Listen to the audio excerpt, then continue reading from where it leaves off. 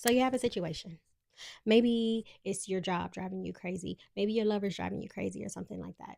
And you go to a psychic fair and you're like, look, I need answers. Can someone please give me answers? And so you go to the fair and you sit with three different readers, say within an hour, hour and a half, and they each give you different end results. And now you don't know which one to believe or trust. Now, here's my explanation as to why this happens. I think that each of us are functioning in a different vibrational pattern. Of most psychic readers are reading the energy of something, which is fluid and can change moment to moment. Different things happen that change the energy of it. Okay. Now, if you go to a reader, you already have a vibrational pattern. So let's say you're on a spectrum, and let's use the rainbow as an option.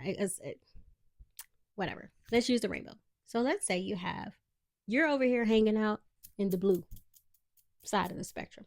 This reader is over here hanging out in the red. This other reader's hanging out in the orange. This other reader is hanging out in the indigo. Okay.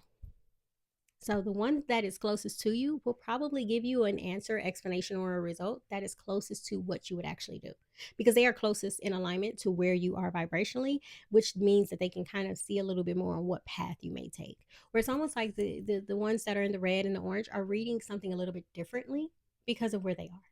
Now, that's not saying that they're a lower vibration you than or anything like that. I'm not saying that. What I am saying though is that it really depends on their number one, where their vibrational pattern is in relation to yours, and secondly, um, their interpretations, which are going to be affected by things that they've experienced, how they receive messages, and things like that. This is where Akashic Records kind of differs, because Akashic Records focuses very heavily on root causes and patterns, things that have occurred that are helping you to attract certain things to you. And it's very, very investigative about the background of it, and it's transformational because when you understand the history and why a certain pattern exists, now you can start taking steps to change it, to reform, and to make it different. This has been incredibly impactful for me alone.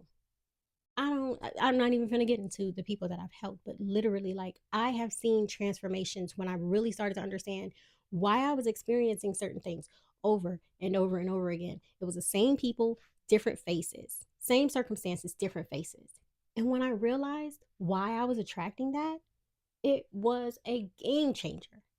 So, you know, this is just my explanation. Thank you for tuning in. Have a wonderful day, love.